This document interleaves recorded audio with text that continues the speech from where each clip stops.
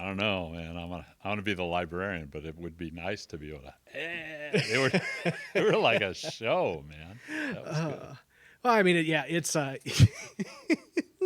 you find really the people that talk with their body when you get into kind of like this focused frame, and Yeah, even more so like the upper body, like because people talk with their hands. yeah, yeah, yeah.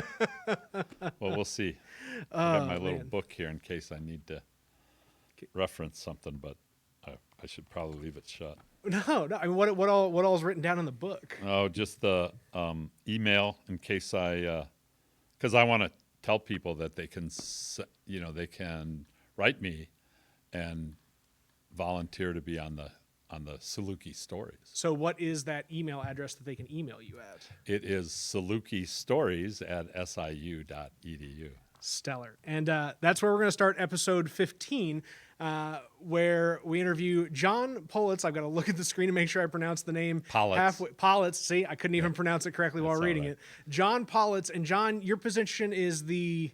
I am the Dean of Library Affairs at Southern Illinois University, Carbondale. The Dean of Library Affairs. Yeah. And it's SIUC. not as exciting as it sounds. We're going to find out how exciting that is. It is WTF Carbondale, the podcast where we interview interesting people like John about their interesting lives, like he lives, whether he wants to admit it or not. And we tie it all together to this little old place we call home, Carbondale. And so I kind of kicked these off with just kind of organic conversation. So you being able to talk about like where you wanted to go there was spot on. The next question I would say before we get back to talking about Saluki stories is how did you get to Carbondale, John? Okay, well that might I was worried about filling in an hour's worth, but I could do an hour. So here's my Saluki story, and it is I went to undergrad here. Okay. 1970 to 75. I was one of the original 5-year plan guys. And so I went to school here, got a degree in education with a history background. I taught, student taught at Lincoln Junior High. That's no longer here.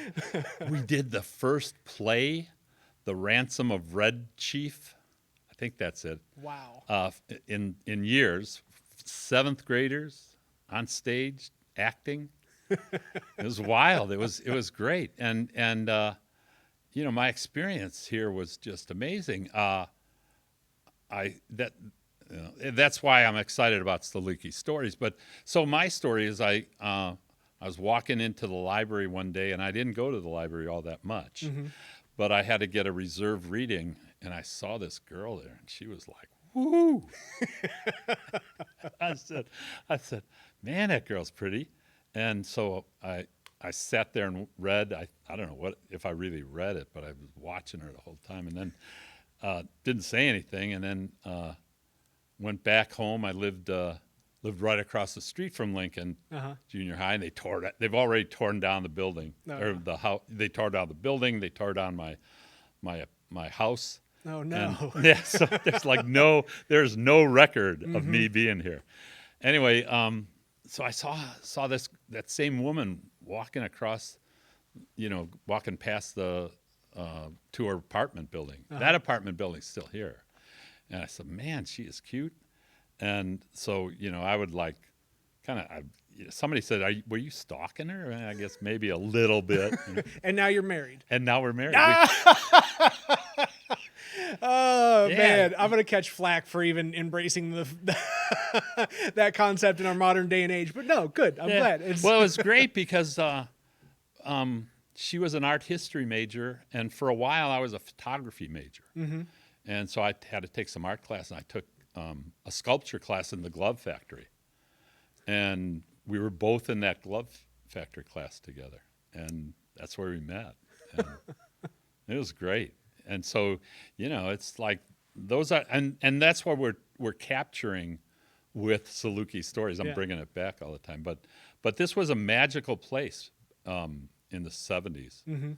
Probably it was in the 60s too, and so anyway, so back to a flow. I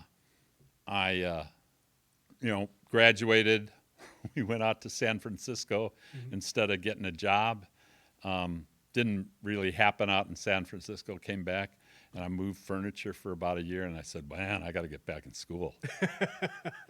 And so we got married, lived in Des Plaines, Illinois, and then got accepted into the University of Denver. And we went out there, and I was going to get a PhD in Latin American history. And that was crazy. I thought it was a state school. You know, Denver. It was like one of the most expensive schools in the nation. And fortunately, my wife got a job in the library out there, and I got a GA position, TA position in the history department. So it was all free. This place where there were Maseratis parked on the street next to the dorms, and it was where the second sons of the Eastern elite went to school. You know, because the first son got to go, got to run the company. He was the one that was going to get all the money. The second son was the one that said, yeah, they didn't really, you know, whatever you want to do. And that kid went out to ski in Colorado.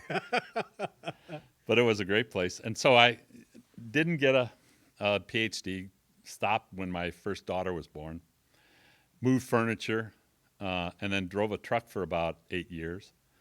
And then my wife finally said, come on, man.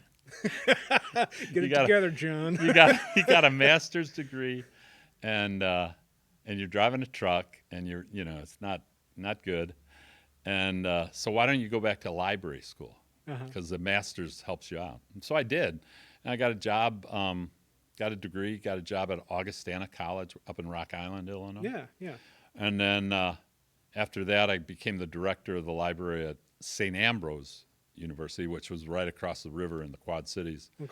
And both were just wonderful. And then I said, man, I want to stretch my wings a little bit. My kids were we were empty nesters, so we said, let's go to Oregon. And I got a job at Oregon State, and it's a beautiful place, beautiful. But it was a little too far for us we found out we were Midwesterners. Very good, very good. So I was looking for a job, got a job at University of Wisconsin-Eau Claire. I was there for about 10 years, and it was a great job, and a little cold. I would take pictures of myself with icicles on my eyelashes and mustache when I would walk to work at 13 below zero. So it was a pretty cold place.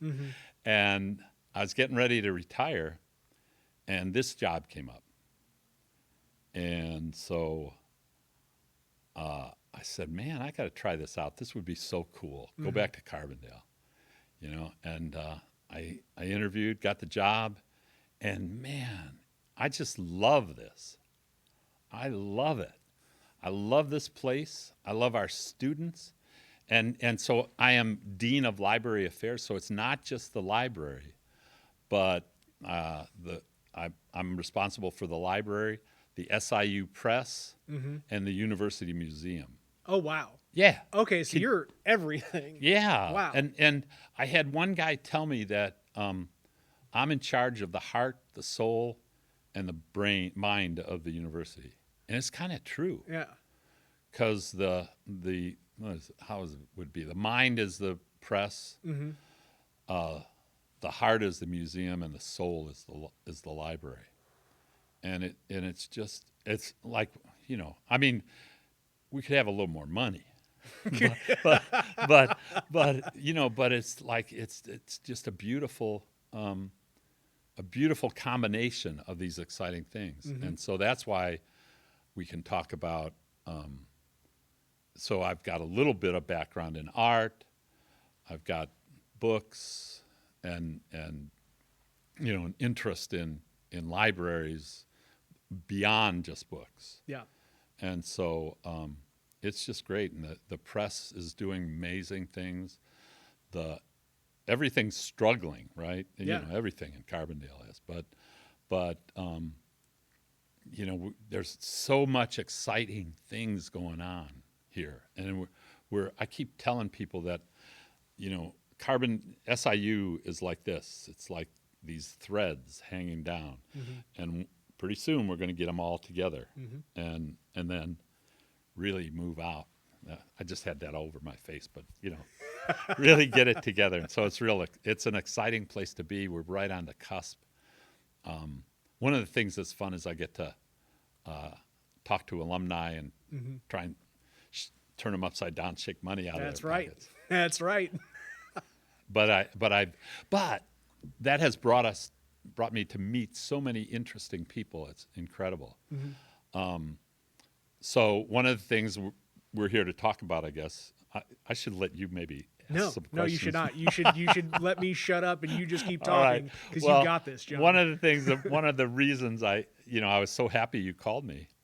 One thing was as a shy retiring kind of librarian, I never thought I would be on a show that is the podcast from WTF Carbondale.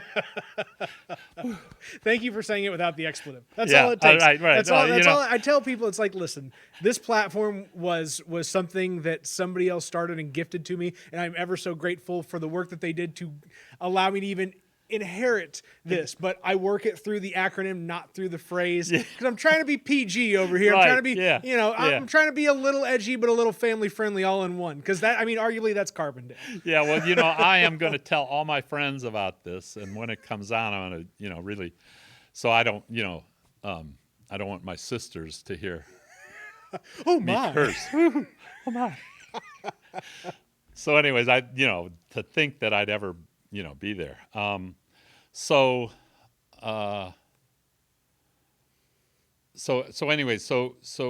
what happened was, I was on a fundraising trip with our foundation person, Kevin Clark, and he's a dyed-in-the-wool Saluki and Carbondale person. Great. He's not from Carbondale, but he loves it. And so we went on a trip to New York City, and so I grew up in Arlington Heights, Illinois. Love outside of Chicago, love Chicago. I just adore Chicago, and my life has always been, what do you mean New York? Chicago is the place, man. There's everything is happening in Chicago. New York. Well, we went out there for this trip, and we met so many cool places, cool people who were associated with the arts here in Carbondale, and who were associated with the SIU Press. And it was, I got to admit, grudgingly, that New York is like the cultural center of the U.S. and maybe the world. There is so much happening there. We had dinner with this woman who was an author had written a book for the SIU Press, and she was real mad at us because we got to the dinner late. she and I was like, oh yeah, I really had a schmoozer big, and but she was kind of upset because we were late, and she had to go to a play. And the reason she had to go to a play was she was on the committee that awards the Tonys. No big deal. No big deal, yeah. And it was like, whoa. So, I tried to, she was understanding. We finally cooled her down a little bit. But it's that kind of people I was meeting. Yeah. And so as we're going through, I had, as soon as I got here, I ran into Pinckney Benedict, who was a professor in the creative writing program. With arguably one of the best names I've ever heard. Really? No? Yeah. I'm Pinckney Benedict. And he comes from West Virginia. Oh, yeah. You think he'd be from, England or something like Oxford. Yes, I'm Pinckney Benedict. But anyway, that was a terrible accent. That's okay. I was trying, but it missed. Embrace it, John. Yeah, Embrace right. Okay. Anyway, so he's talking about how the future of creative writing is in podcasts. and virtual reality. And I'm going, whoa. And so I start listening to them. And one of the things that, as a librarian, as a dean of libraries, you got to be in touch with what faculty are doing, and certainly what students are doing. Yeah. So, we're walking around, and I'm thinking about Pinckney and how his students are doing their creative writing through podcasts. And I thought, man, this would be perfect if I could interview these people, because they're blowing me away. They're just so interesting and so talented. And so we kept talking about it, and I truly am kind of a shy guy, and I just couldn't bring myself to get it going. But Kevin pushed us and me, and so we came up with this idea last homecoming about a year ago that we would get together with the SIU Alumni Association, interview people at the homecoming. It was the big homecoming, SIU at 150, and we set up these booths to do recordings. We got some students to help us with it, and we recorded about 40 people, I think, and came out with 20 good recordings. And so we put a couple. We worked with Pinckney and put a couple on, or put one on and a trailer, and then it just kind of sat. Everybody got involved with other stuff. So in the spring, I said, we got to get this thing going again, and Kevin said, yeah, we got to do it. And we started shipping it around, trying to get somebody else to do the podcast.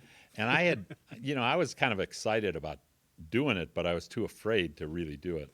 Well, nobody was picking up on our thing, so I finally said, all right, I'm going to do it. We got Pinckney to load all of the recorded.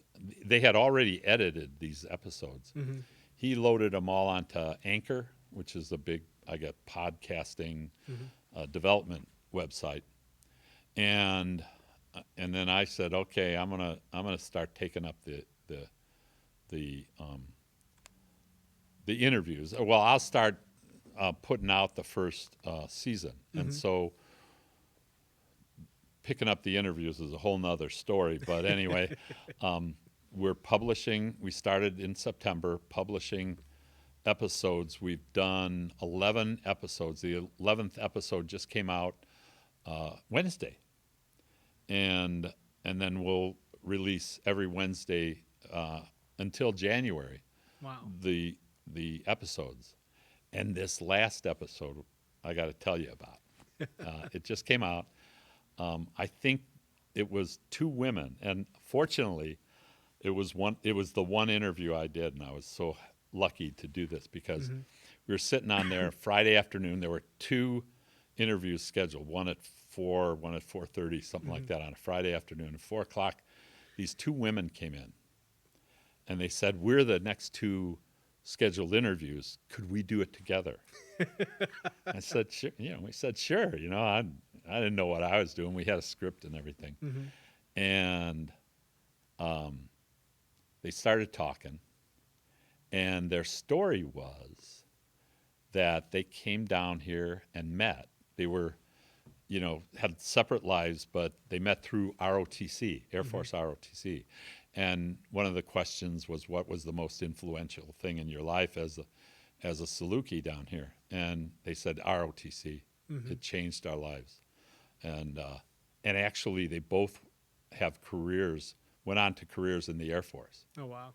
And so, and they were talking and telling about their lives, and this one woman had, it's a long interview, but it's worth listening to. This one woman had come here as a kid to stay with her grandma who lived here, and her grandma, was here. She had such good memories. She said, I'm coming to Carbondale to go to school. She lived up in Washington State. And so So she did. And the other woman, I'm not sure. I think she came down here, or her family moved to Murfreesboro, and they lived in a trailer, and they saved up enough money to go to school. And so they were talking about the ROTC and how it was really a good, when you tell students, one of the things that students need to know is that in order to succeed and really succeed and have fun is to get a group together, get a support group, meet people, get connected. And ROTC is what did it for them, for these two women. And then we got us sort of straight off the script, and the one said, well, it was ROTC was helpful because I got pregnant when I was in school, and I was unmarried, and this is in the 90s, but it still wasn't, a really, oh yeah, hey, you're pregnant, let's, have a bit party and that kind of stuff. Yeah. She was a little nervous about it, and their family was real helpful. And she said, and I had my baby, and my son was, and so I forget all what she was talking about, but it was, this is not a traditional college student story. And so I said, man, this is great. And I kind of got choked up. I kind of do that. And so I started like, oh, well, that's just a great story. And I turned to the other one and I said, well, what's your story? And she goes, well, I wasn't going to say this, but I guess since my friend, came out, she said, well, I was going to school and my grandmother died halfway through it. She was the one, she was like and it was, and I'm wrong to be making light of this because it was a real moment, and it was really a powerful moment that this woman was shared this important part of her life that really was shattering. But she said that her friends at ROTC and the connections she made there helped her through all that.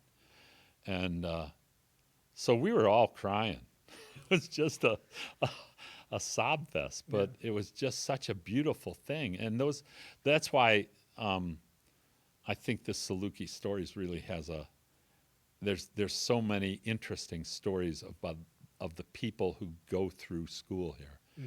And to me, that's why, I love Carbondale. It was so important in my life. Met my wife here. But more than that,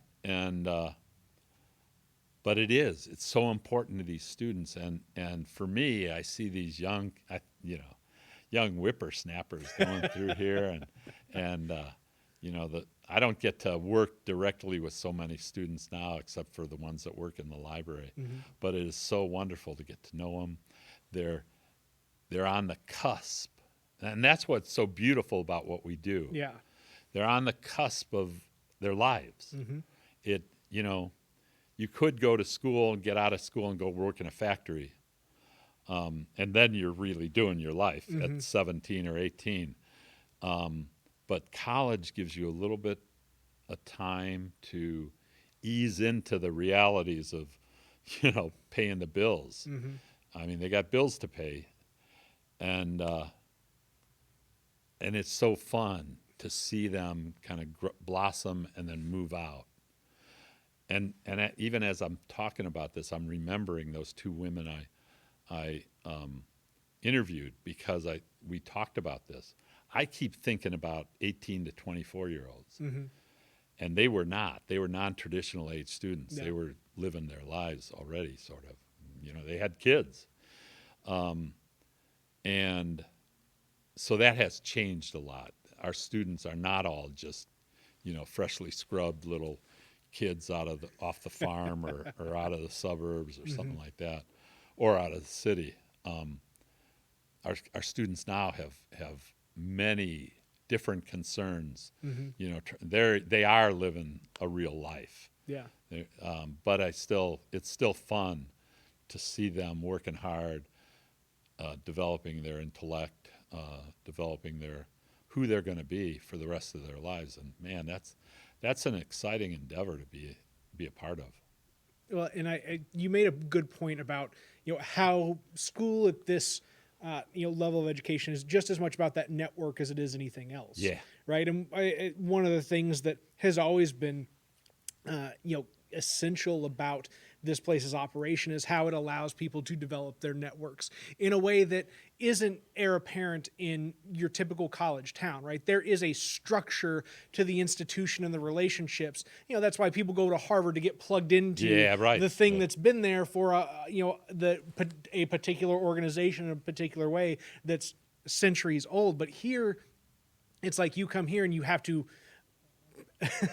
create or locate a standalone type of group that is itself making its own way in the world, and that's what develops the type of people like the Tony person you're talking about, right? You don't just find yourself on an award committee for the Tonys. Right. You have a unique way of making your life through the relationships around you, and that's an essential component of an education in Carbondale that is not an essential part of the education everywhere. Yes, exactly. And I think it's because of where we're at. Mm-hmm. We're not, we're not on the main road. We're on the main. The in Illinois Central is critical to this. Mm-hmm. But we're out here in the woods, and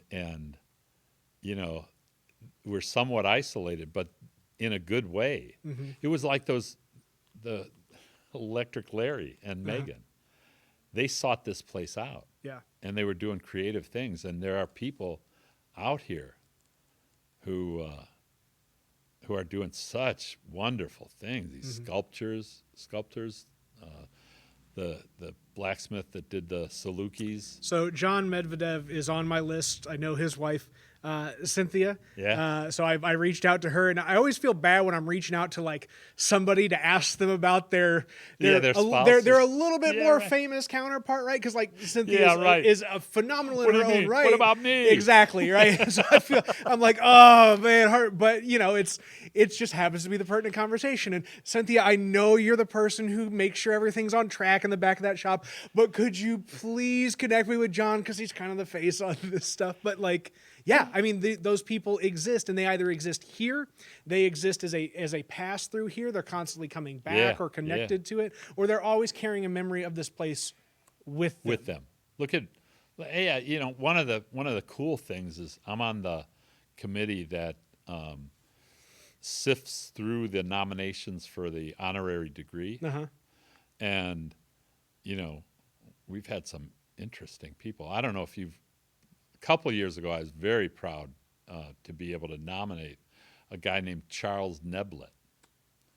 And Charles Neblett came down here, was going to school. Mm-hmm. I think he came up from Cairo, and he was going to school here, and in the early 60s, late 50s. And he tells the story, and I can't tell it how he does, but they were working on civil rights here, and he was moving to make the administration, Delight Morris and the administration, be more active in desegregating the dorms. Some were desegregated, but not all of them. And so they passed around some sort of one-page flyer that told all the secrets, and evidently there were some secrets of the administration. And Delight Morris got a hold of it and knew who was doing it. He said Morris called him into his office, and they thought, man, we're going to get in so much trouble. And actually Morris, was wagging his finger, gave him what's for, but didn't kick him out, didn't do anything didn't do all that he could have, and all they were afraid of. And him and this buddy went walking out, and they go, whoa, what happened?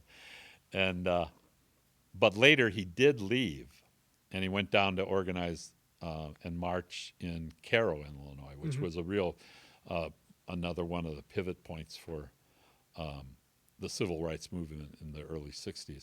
And actually Charles Neblett went on to be a singer in the Freedom Singers, and it was for people who would bring the music along with the marches, and it was very important, of course, in the movement. And so he's a real, it's a very important part of the civil rights movement. They sang at Newport, they sang at the Lincoln Center, and Charles Neblett came back here, he's still got family in Marion, and it was such a thrill to meet him, and to meet his wife was like amazing. She was like a force of nature. And she was just delightful and wonderful person. They brought a bunch of the family here. It was incredible. And then a guy like Bob Odenkirk, I wish I could. I almost got to meet him, but COVID came into it. And he's on the red carpet talking about how much he loves Carbondale. And what a amazing guy. And there are amazing people who went to school here, and were changed by this. Well, and we're still creating them every day. Yeah, absolutely. Right? Who's who's the next collection, individual. I mean, right. We don't stop molding these fantastic individuals, and that's why this place is important. That is what a great story. Absolutely. Well, I think the Charles Neblett's story is one that is rooted in the less favorable aspects of Carbondale as a small, still in 2020, segregated community. Yeah. Right? And that itself affords exposure to what is kind of this laboratory of humanity in this town that in a larger city, participating in civil rights activities, participating in a modern social justice movement, the activity in a larger area can be kind of lost. Right. It's just as easy to go home at night and everything's just in its own pockets within the city. But here, it's just big enough that there's all of these moving parts, but it's just small enough that there is no leaving it at the doorstep. Right. This is always here. This is always part of us, and our daily lives are impacted by it, whether we understand it or not. Yeah. And so, that's another thing, in addition to the networking aspect, the understanding of the town and the community as a whole is this living laboratory of what it means to respect other human beings. Is important. Absolutely. Absolutely. I mean, I saw that you interviewed Father Brown. Oh yeah, absolutely. And we are growing every day. Yeah. But it's an interesting place. I mean, you got Dick Gregory is an alum. So we got some important people. I got to meet the first African American pilot for United Airlines, who went to school here. And then like just this summer, so the curator of the museum, one Wes, of the curators. is it still Wes? Wes, yeah. I used to work with Wes at the pizza place. Oh yeah, right. So Wes put out a call for people who participated in the Black Lives Matter marches this summer to submit photographs, and he made a display. We're all in this together, I think, is the exhibit. And it was, can you imagine that there was a march for Black Lives Matter in Anna, Illinois? Yeah. Which is, I was watching that the show, amazing show, Lovecraft County. Yep, I've watched all the way through. So First any reference episode. You make, I'm on board. First episode, they're getting out and they say, well, we can't drive through Anna, and they mention it. Yeah. As a sundown town. Now, it's not like Southern Illinois was the only place in Illinois that had sundown towns. Yeah. But that's a burden and a struggle that's been going on here for years. And you've got to think of how that is juxtaposed against the backdrop of, the parade that came through town last week. yeah. And I Yeah. got my own issues I got to deal with there. Right. Yeah. That we don't have to go down the rabbit hole. But these forces all clash in this space, and that type of pressure is what forces people. I won't say forces, but it's what creates. Right. It's kind of like diamond to coal. Yeah, right, the right. Pressure, It's, the pressure makes what is something it? beautiful. The chemical reaction, or the soup that is happening here. Yep. It's amazing. No. On So- a more happy note, Yeah. There you go.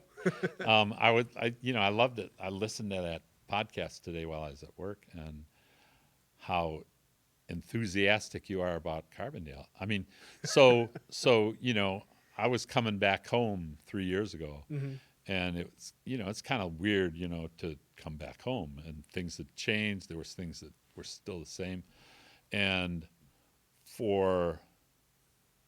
we lived in the Quad Cities, and that's pretty. We raised our kids there and stuff like that, and it's a small town, but a small town of 400,000 people, or small area, and but it still seemed kind of, rural. It's not a Chicago. Then we went out to Corvallis, Oregon. That's really just a college town, a cool college town, and then Eau Claire, that's in the middle of almost the North Woods, and then came down here. And so we were used to pretty small town life, and came down here and looked around, and there was three Indian restaurants, a Brazilian restaurant, a marvelous Thai place, plus other, Chinese food, and then we discovered that there were 2 panaderias. You know how rare a Mexican bakery is in a big town, even, and they're good. And unfortunately, the one closed up, but we still have a Mexican bakery in Carbondale. It's like unheard of. The thing, and I've said it on darn near every podcast at this point, my line for Carbondale is, you don't have to go to the world comes to you. The other side of that is, this is a truly global community. Yeah. Right. And we've talked about how we may impact people all over the country, but the reality is we've got global influence that, again, not every, there are plenty of colleges that do have global footprints, but not every college and university in this country pursues global student bodies. We do that. Yeah, absolutely. Oh, yeah, and I forgot to mention, there's a vegetarian restaurant here in this small town. Yep. And we're vegetarians, so it's like amazing. And it's good. The food's good. And then, so I'm working, and, I'm getting to know the people I work with, and I find out this one guy's in a band. And I said, oh, cool, I love music. And I thought about the music. This has a history of amazing music, I got to tell you. Yeah. And so I said, oh, I'd love to come see you. And, I thought it was just being nice, supporting, a musician in the library. Can I ask who it was? If you don't want to say who it was, that's fine. I'll tell you, man. It was,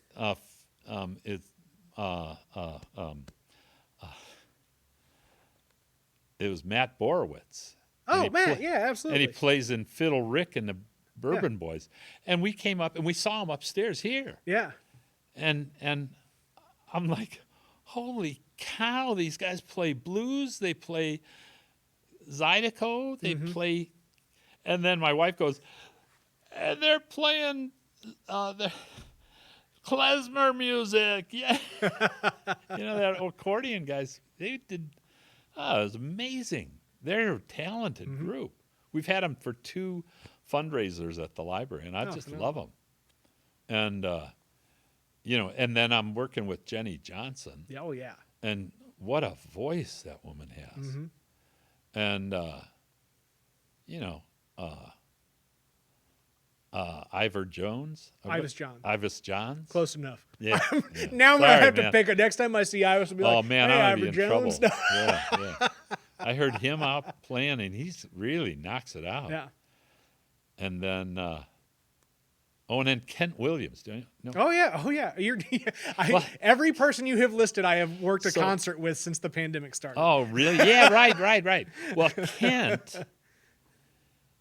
Or no, I'm thinking Kent McDaniel. I'm sorry, but No, you're right. Kent Okay, cool. McDaniel. All right, there Kent we go. McDaniel and his wife, right? Yep, Dorothy. Yeah. Yep. So, I'm talking to a buddy of mine that I went to high school with, who he's the guy who came down here and stayed a little past when I was here and would listen to Sean Colvin all the time. Well, he was the guy chasing the 7th-year senior. Yeah, right. status. Yeah. Well, this was Vietnam days, Okay, and so fair. I don't know if I should tell his, but he came down here, had a great freshman year, but had to go into the Army. Unfortunately, he didn't go to Nam. But anyway, so his first wife is from Metropolis, where Kent is from, and was great friends with him. His first wife, I'm still in contact with, and they named their second son, Kent, Wow. because of their friendship with Kent McDaniel. So this is part of, I come on here and say all sorts of whatever about Carbondale and get interesting people's stories, but the real core component to doing this podcast, to recording this activity, to having conversations with people some people may listen to this and go, oh my gosh, how much of this did these guys drum up beforehand? The reality is we never had a conversation beyond, I know. hey, John, you want to do the podcast? Yeah, I'll do the podcast. Hey, I'll see you at 6 o'clock. All right, be there at 6 o'clock. All right, I'm running a little bit late. All right, we're here. Boom, let's set it up. Yeah. Now we're talking this is the first exploratory conversation you and I have had. Exactly. Yeah. And what this podcast I'm hoping will do is find these relationships. Tell these relationships in a way that allows people to continue to, like you said, go from having the strings hanging to snapping together and pulling upward. And now all of a sudden we've got this living, breathing, media document that showcases these relationships between individuals. They're not just people that you see at functions. They're not just people you see on stage or in the newspaper or, here on the radio, whatever it may be, that, there are all these people doing all these things and they are all interconnected and very well nestled in these relationships are very well nestled into one another. Absolutely. And I think, I got to go back to, I think it's our isolation and the university brings talented people to this isolated area. And I don't know, it's the primordial soup that kind of brings things together. So another project that is so exciting to me, and I'm only tangentially involved, although I think we were like kind of the catalyst. So, like I said, I was blown away by Pinckney. Pinckney is a force of nature. He's just amazing. And I bought on the Pinckney train. Choo choo. Yeah, right. And so Dare might say we're going to Pinckneyville. yeah, right. God damn it, Nathan. Oh. I'm sorry. Ba-dum-bum. Listen, man, I haven't done a comedy show since March 11th, early March. And I'm jonesing, man. Yeah, I'm missing an audience. I'm missing a stage. This is Well, what we're doing here is methadone to heroin. That's where I'm at right now. I've done everything that I can to satiate this appetite for these awful ass jokes. Well, keep them rolling. I'll be your audience. God. Yeah. Anywho, So anyway, Pinckneyville, so Pinckney, is getting a reputation on campus, and he's one of those strings that people keep. Yep. Like a web. The flies keep coming to his web. David Brooks, a New York Times columnist, Yeah. conservative fellow. I'm familiar with him because I watch PBS NewsHour. Right, And Mark yeah. Shields and David Brooks Yeah. is my jam. Yeah. And before the pandemic and midway through Donald Trump's presidency, when he was still in honeymoon phase, he was talking about the books that he was writing. It was all about community weavers. And like, that's his Really? concept. And, Yeah. and he put Yeah. that forth talking about that. And I've not read his book on it yet. Probably never will because Right. I'm lazy. But All you have to do is hear about. My wife loves to watch book TV because she said, "Well, you hear somebody talk about their book, you get it. You don't have to read it." Exactly. Your wife and I would That's get it. along. Yeah. So his concept of the weavers, and the book is all about people that do that. It's like, I don't need to do that. I'm around a community full of that, right? It's Right. Again, we go back to large places require single individuals to weave it together. A place like this is smaller and full of individuals who are themselves constantly weaving in and out of one another. Yeah, but you're weaving here. You're weaving here. Oh yeah, yeah, And you're weaving at the Facebook page. yeah. Because it's bringing together people to.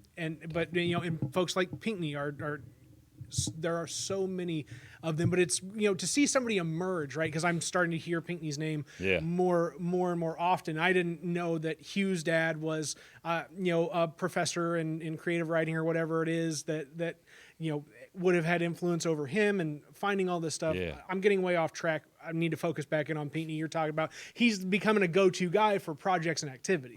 Right. And so we said we were getting together an advisory group for the press, and we said, okay, who should we have on? And we named a bunch of people, and we said, let's bring Pinckney on.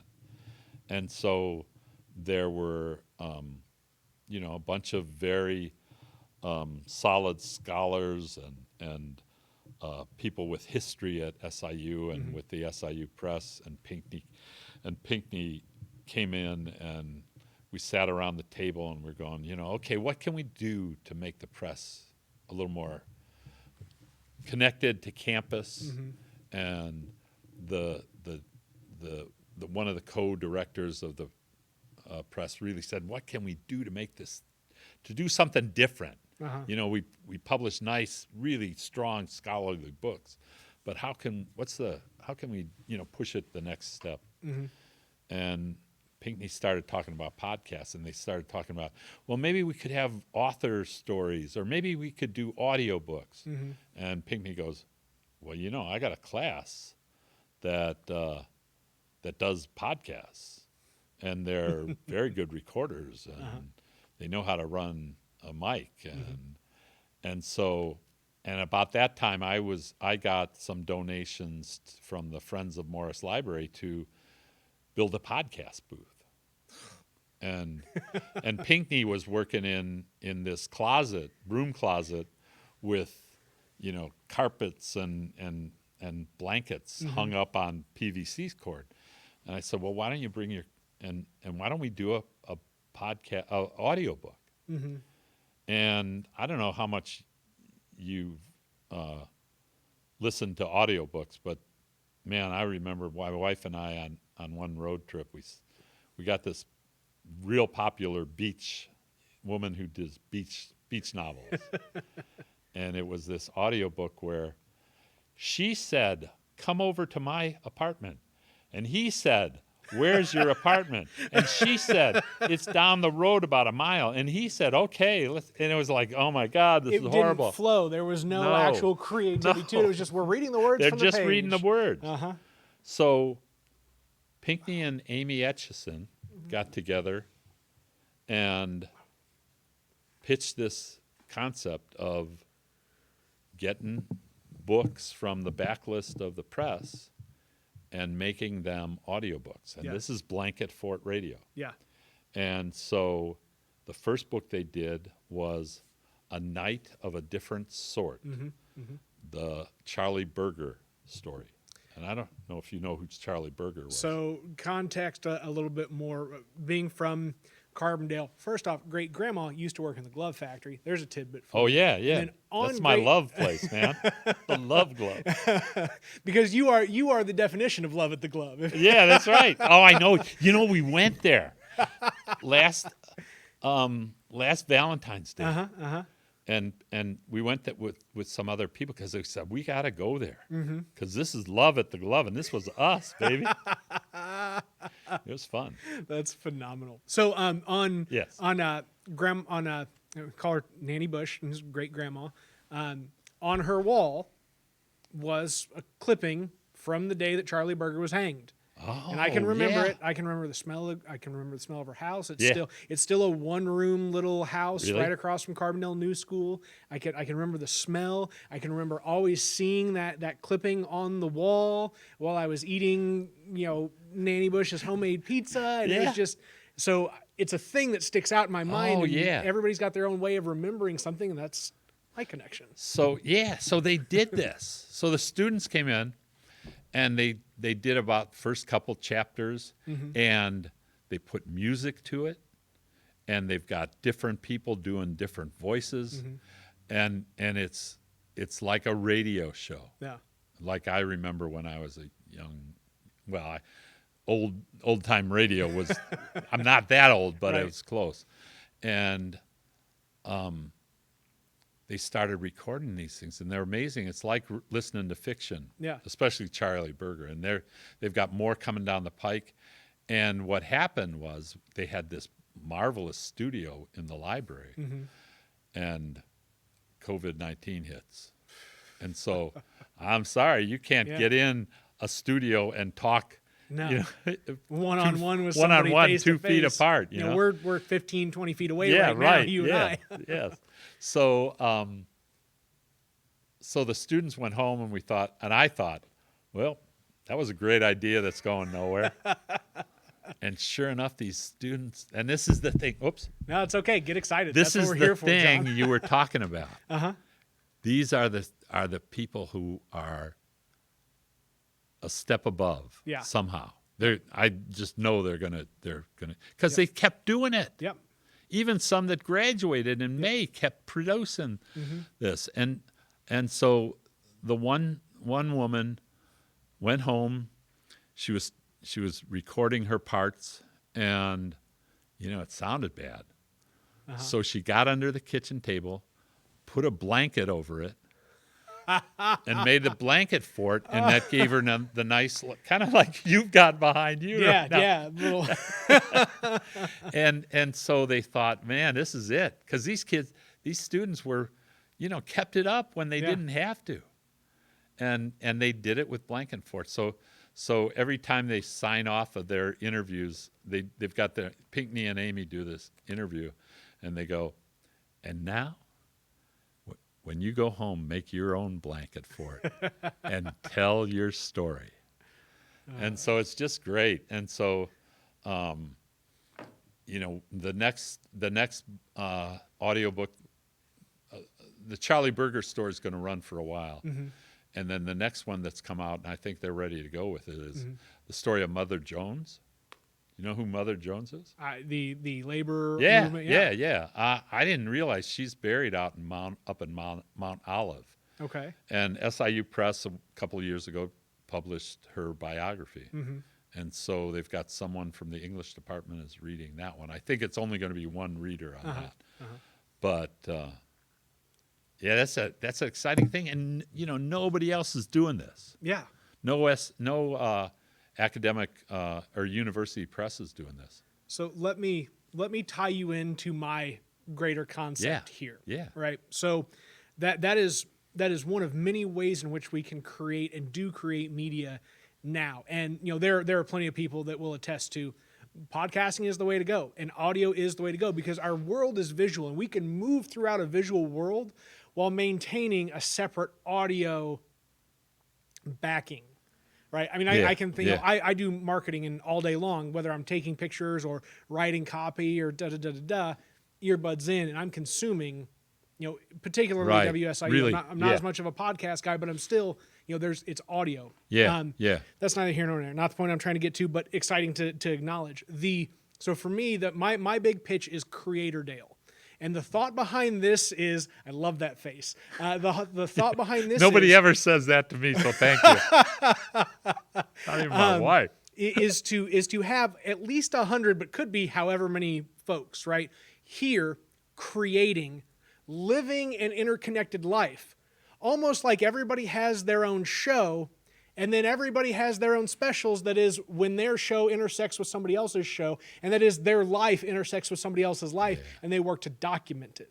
Oh, right? yeah. And it's yeah. in whatever format you want to do that, whether it's still photography, moving video, strict audio, social media interactions, whatever it may be, it's all in that media realm. It's all content. It's all creator activity. Yeah. And it's something that can encompass faculty, students, community members, visitors. It is, people who have simple economic stake or interest in this space. And so I had no idea what your title was, John. I had no idea what you did. I did not know. I was like, Dean, library, cool, let's go. Do this. Yeah.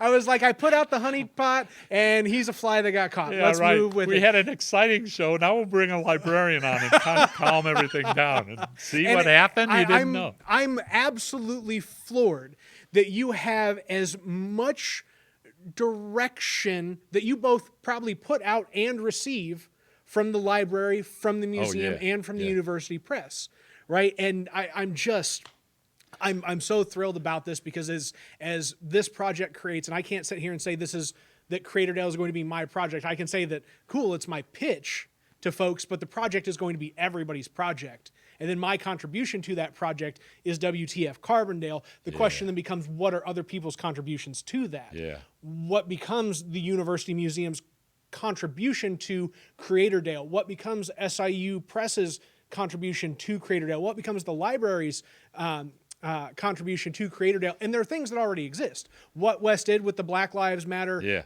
movement and the photos that were there, I can guarantee you that there were photos that were in that exhibit that were displayed on the group page day of. Right. There is an Exactly. intersection there, right? With Pinckney Benedict and what they're doing in the audio space there. That is something to be picked up and ran with. And that itself interacts with another internal mechanism with SIU, which is WSIU, right? So that builds their content base, and that's exactly right. There's so much legitimacy in here. You get one step further into it, and how do you industrialize this? Illinois, I would say, is considered about fifth best state to shoot movies in now, behind New York and California and Georgia. We have proper tax incentives. I've been working on this one for a couple years. I've even had to kick some dirt on some people about it, neither here nor there. But we have a tourism bureau that is dedicated to Carbondale. Got a good relationship with the folks there. Jordan's amazing, and they have a direct line into the State Tourism Bureau. Really? Yeah. Then the State Tourism Bureau actually manages the mechanism for film production in the state. They are kind of the bureaucratic body that engages with the film industry. So it's two jumps, and we're there with the people that can help tie us into larger activities. Well, I told you I lived in the Quad Cities. So Dyersville, Iowa. Mm-hmm. Dyersville, Iowa. The Field of Dreams. Is that what? Sorry, I'm not a... No, I know, but that's... I mean, who the hell has heard of Dyersville, Iowa? Yeah. Well, we've got Chicago, right? Mm-hmm. So that, that is a blessing and a curse. Yep. But they brought a major film to Dyersville, Iowa, that developed into, is this heaven? No, it's Iowa. Yeah. And they did Field of Dreams up there. Well, my pitch for folks is a mix of, this place is great. In our little Southern Illinois region, it's a merger of like 6 great geographical zones, or whatever the technical term is of it. You've got plains, you've got bluffs, you've got swampland, you've got hill country, and it's all right here, all within like an hour and a half drive of each other. But then within a 5-hour drive is Chicago, St. Louis, Nashville, Memphis, Indianapolis, and all of these places are becoming their own torchbearers of industry. And as climate change pushes people closer in, right? You got flooding on the East Coast and in the Gulf. You've got we can take advantage of a global. I know it's awful, but it's a pitch, John. Hear me out on this, man. It's very real. And fires out in the West. It's like when these people who are already doing there what we are innovating here. Megan, I mean, you listen to Megan Randall's podcast. They came here because they had remote work. Yeah. right? Yeah. We provide access to Right. major metros, and we also have the affordability and the ability to Yeah, do proper remote work because exactly. of our internet access. And I think that I it's was all a talk- winning proposition. I was talking to a guy who had some connections with healthcare, Uh-huh. and he said, there's always been a rural problem getting doctors to come out to rural places, right? And and so with COVID-19, there's a lot of doctors who are thinking, why am I riding on mass transit? Yeah. Why am I doing this? Why am I doing this when I could have a beautiful life in a rural community? So Yep. I think there's going to be a whole, like you said, a whole shift of Yep. people. And if we're poised for it, I think it's beautiful. Wow, that sounded like a politician. It's going to be so beautiful. Oh, that's yeah. No, don't worry. I work to plant those ideas in your mind. Yeah. You regurgitate them. Right. I'll take No, care. I'll but- take care of the political side, John. But don't I worry. think, okay. But I think you're tapping into exactly what I can do. I only need a couple $1 million, but libraries. it's out there though. It legitimately is out there. Yeah. Well, libraries have always been a place where people come to follow their community, their curiosity. Sometimes it's forced upon them by faculty assignments, but otherwise they can move through. They can say, well, I'm going to do a paper. What am I interested in? Hopefully, and they'll go to the library and they'll find things, and they'll find books, and they'll find resources, and for years, a couple hundred years, we've always been print based. Even our electronic resources are still print based. Well, what I'd like to do is turn over a spot in the library. And, library's been into this makerspace thing for a long time. Yeah. And that's great, but I think the key is the creative space. So if we had a place in the library where, carbon, where people can do virtual reality, create videos, create podcasts. That's the new kind of scholarship I think we're seeing here in Carbondale. And if we can do that, and I'm still kind of more focused on the students, but we've got some amazing creative students that are doing stuff that's way beyond writing papers, that could, instead of doing, and we've got them in history, we've got them in English, and we've got people, amazing people in the communications departments. And so the library needs to be positioned in such a way to foster that curiosity and that development in people who are doing things that is not text-based. Media is the intersection for everything. It is. And It truly is. I appreciate the makerspace because of physical goods, but the reality is media has the ability to travel at the push of a button. Physical goods requires our traditional infrastructure of trucks, roads, planes, boats, etc., to get from one place to another. Because of the internet, the way that it sits now, media is the move. John, this has been a phenomenal conversation, and it is. Have we taken up an hour? We've taken up over an hour. Oh my God. We truly I didn't have. think well, I kind of knew I would just start yammering, and you couldn't stop me. But we covered all the right this was ground. beautiful. I think, I like the topic. I think we're doing great things at SIU. I'm real excited about these podcasts. That's Saluki Stories. And if you want to be part of Saluki Stories, if you have a story to tell about your time at SIU, you can send an email to salukistories@siu.edu. That's salukistories@siu.edu. How was that? Did I get my FM voice going? That was phenomenal.